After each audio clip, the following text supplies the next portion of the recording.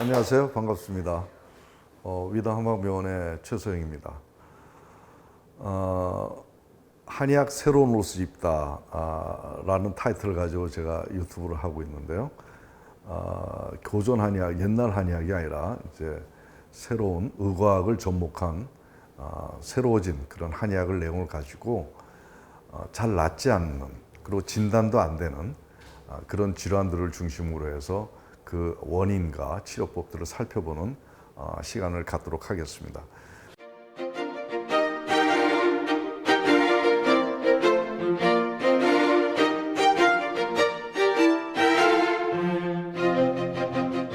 오늘은 그 당뇨병에 대해서 설명을 할 겁니다. 여러분도 당뇨병 알지만 우리가 당뇨병을 한마디로 침묵의 살인자라고 얘기하잖아요. 왜 침묵의 살인자라고 얘기할까요? 은근히 사람을 죽인다는 얘기겠죠. 모르는 사이에. 그건 왜 그러냐면 당뇨병이라고 하는 것은 피 속에 그 설탕 성분이 많은 거예요. 그러니까 피 자체가 걸쭉할 수밖에 없어요. 설탕이 많아요. 그래서 걸쭉하고 탁하고 그러니까 모든 그 모세혈관 같은 데를 다 막을 수가 있고, 또 피가 이렇게 응집 같은 것들이 잘 되고, 그런 설탕피를 받는 조직세포들이 매우 피곤해지고 2차적인 문제를 유발하게 돼서 어디 가나 다 이런저런 뭐 눈 질환, 폐 질환, 콩팥 질환서부터 이 팔다리 같은 것들이 다 괴사도 올 수 있고 뭐 이러한 많은 병들을 만들어내기 때문에 제가 이제 당뇨병을 이제 침묵의 살인자라고 이제까지 얘기를 하죠. 근데 지금 이런 무서운 병인데 굉장히 지금 우리 국민들이 많아지고 있고, 예전에는 한 40, 50대 돼서 배가 좀 나오신 분들이 당뇨가 생기는 정도의 발생을 보였었는데, 요즘은 젊은 또 소아에 이르기까지 자꾸 연령이 낮아지고 그 인구가 또 굉장히 증가를 하고 있는 상태이기도 하고요. 그것도 문제이지만 지금 당뇨병을 치료할 수 있는 그런 대표적인 그런 치료 방법이라고 하는 것이 혈당 강화요법이죠. 그다음에 또 하나는 인슐린을 투여하는 그런 방법인데, 그 두 혈당을 강화시키고 인슐린을 투여해서 혈당을 어느 정도 잡아 나가고는 있지만, 그것을 지속적으로 하다 보니까 예기치 않았던 문제가 생긴다는 거죠. 혈당을 인위적으로 약물에 의해서 이렇게 조절을 하다 보니까 약의 내성도 생길 뿐만이 아니라 나중에는 자기 스스로가 갖고 있는 혈당 조절 능력이 감퇴가 돼버려요. 약으로 해주다 보니까.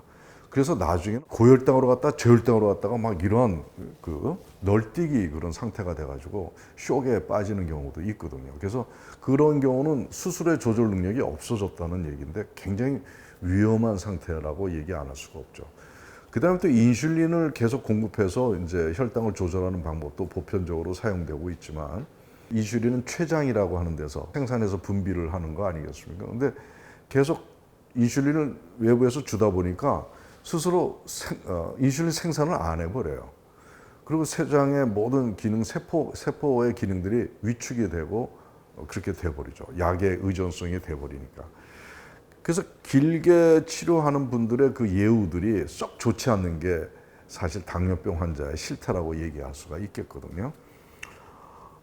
그러면 과연 이 당뇨병도 이런 인위적으로 방식 말고 또 다른 방식이 있으면 참 좋겠는데, 좀 자연스럽게 조절할 수 있는 방법이 있으면 참 좋겠다는 생각이 드는데, 그런 방법이라는 게 아직까지는 이제 나타나지는 않은 거죠. 근데 저희가 이제 한의학 새로운 옷을 입다라는 편에서는 이제 새로워진 한의학이죠. 한의학 이론을 이제 의학적으로 다시 재편해서 만들어낸 그런 이론이라고 할 수가 있는데, 이 이론에 의해서 이제 당뇨병을 다시 해석을 하고 분석을 해보는 겁니다. 새로운 치료법을 저희들이 적용을 해보니까 상당히 많은 그런 자연스럽게 당뇨를 조절할 수 있는 그러한 그 경과를 보이게 되더라는 것이고, 근데 완벽하지는 않습니다. 그렇지만 혈당약 강화제도 줄일 수가 있고 인슐린 투여도 안 하면서 조절이 가능한 새로운 한의학적인 분석을 통한 그 해결책을 한번 설명하는 시간을 갖도록 하겠습니다. 이 당뇨병이 왜 생기느냐라고 하는 첫 번째 이유는 인슐린 저항성에 대한 문제를 한번 다뤄볼게요.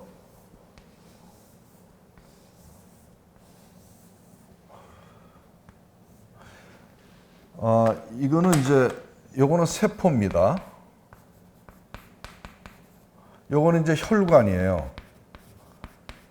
수만 배 확대한 건데 모든 세포들은 다 피를 받아가지고 피에서 영양분을 받아서 세포들이 활동하는 거니까 모든 세포는 혈관을 다 끼고 있어요. 그래서 이제 혈액이 이제 이렇게 흐르죠. 혈액이 이제 흐르는데 혈액 속에 이제 포도당이 있는 거죠.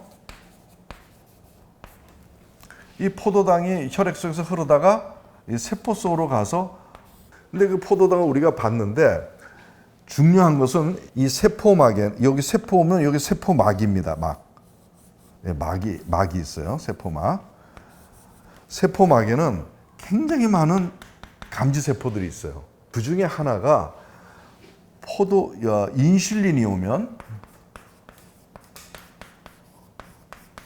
인슐린이 오면 문을 열어주는 인슐린을 감지하는 세포가 있어요. 그래서 인슐린이 쏙 들어가게 하는데 이 포도당이 가면은 문은 안 열어줘요. 그래서 포도당은 꼭 인슐린하고 붙어 있어야지만 세포 속으로 들어갈 수가 있게 그렇게 구조화가 돼 있는 거예요. 그래서 인슐린이 굉장히 중요한 그런 물질, 그런 호르몬이죠. 그래서 인슐린하고 포도당이 딱 이렇게 한 묶음으로 가서 세포 앞에 딱 있었더니 세포가 인슐린을 보고 문을 딱 열어주니까 이 속으로 이제 포도당이 들어가서 세포가 그 포도당을 먹고 활동을 하는 거죠. 근데 중요한 거는 이제 포도당하고 인슐린하고 세포 앞에 딱 와서 문을 열어주세요 노크를 하는데 안 열어주는 거예요. 왜 안 열어줄까요? 이 레이더가 감지세포가 고장이 난 거예요. 고장이 난 것의 가장 큰 이유가 뭐가 낀 거예요, 이게. 뭐가 낀 거예요. 껴가지고 제대로 그 감지하는 기능이 떨어지니까 포도당이 세포 속으로 들어가지 않고 다시 피 속으로 돌아다니니까 혈당이 높아질 수밖에 없는 거예요. 그래서 그럼 이거를 우리가 뭐라고 얘기하냐면 인슐린 저항성이다 이렇게 얘기를 해요. 인슐린이 왔는데도 거부하는, 그래서 문을 안 열어줘서 포도당이 다시 혈중으로 돌아가야 되는 그런 형태. 그게 당뇨병의 형태 중에서 이게 제일 많아요. 이게 제일 많습니다. 그래서 2형 당뇨라고 우리가 얘기를 하는데, 근데 문제는 인슐린 저항성이 왜 생기느냐를 몰랐던 거예요, 의학에서. 그래서 그냥 혈당 강화제로밖에 할 수밖에 없었는데, 우리 한의학에서는 인슐린 저항성이 왜 생기느냐, 여기에 뭐가 낀 게 왜 생기느냐, 그게 바로 이제 담독소라는 겁니다. 여러분들은 담독소를 어느 정도 아시죠? 저희 병원에 왔으니까. 담이라고 하는 것은 이렇게 쓰는 겁니다. 한자로. 가래담인데 좀 가래일 수도 있고 우리 잇몸에 끼는 플라그 같은 것이 더 부패된 것을 담이라고 얘기해요. 우리가 음식을 먹으면 위장으로 들어가죠. 들어가는데 들어가서 여기서 위산이나 이런 걸 통해서 분해가 되고 그래서 그걸 위장의 연동을 통해서 아래로 내려보면서 소화 기능들이 이루어지는 거죠. 근데 우리가 너무 많이 먹고 빨리 먹고 폭식하고 또 야식 먹고 자고 막 그렇게 쳤다가 고기도 많이 막 그렇게 먹었다고 치면 음식이 여기에서 다 분해가 안 돼요. 그러면은 음식이 찌꺼기가 항상 생길 수밖에 없잖아요. 근데 여기서 부패하는 거예요. 그 음식 찌꺼기 부패한 거니까 얼마나 더럽겠어요. 그 담이 위장관에 있다가 여기 혈관이나 장이나 이런 혈관을 통해서 몸에 돌아다니는데 이게 너무 지나치게 되면은 이 모든 조직 세포에 끼기 시작해요. 그게 담이 낀 거예요, 이게. 여기에. 담독소가 낀 거예요. 그래서 담독소가 인슐린 저항성을 만들어내는 원인 물질이었다는 거예요. 이제는 담독소를 치료하면 여기에 이제 노폐물들 같은 것들이 제거되면서 다시 세포 속으로 포도당이 들어가는 그런 치유의 장이 열리게 되는 거죠. 그 다음에 이제 췌장이 있는데 이 췌장의 세포를 이게 베타 세포라고 그래요. 근데 거기서 인슐린을 프로덕션, 만들어낸다고요. 근데 이 췌장 세포가 손상이 오는 거예요. 이 췌장 세포가 이제 베타셀이 손상이 오다 보니까 인슐린 생산이 안 되는 거죠. 적어지는 거죠. 그래서 이제 세포막으로 포도당을 많이 이렇게 집어여주지 못하게 되니까 이제 혈당이 올라갈 수밖에 없는 거죠. 근데 췌장 세포는 왜 손상되는지를 몰랐던 거예요. 응? 왜 손상되는지를 몰랐던 거예요. 그래서 서양의학에서는 뭔가 자가 면역적인 현상에 의해서 췌장 세포가 파괴돼 가지고 이런 일이 있을 것이다라고 생각을 하는 거예요. 사실 그 췌장 세포 안에서 어떤 현상이 일어난지를 규명해내기가 참 어렵죠. 너무 미세한 일들이기 때문에. 담 독소가 췌장에 끼면 췌장 세포가 굳어지면서 기능이 떨어지는 부분도 있고, 그 다음에 그 담 독소라고 하는 것이 더럽기 때문에 세균을 만들어낼 수 있어요. 자체 내에서. 그래서 면역 반응이 일어날 수가 있어요.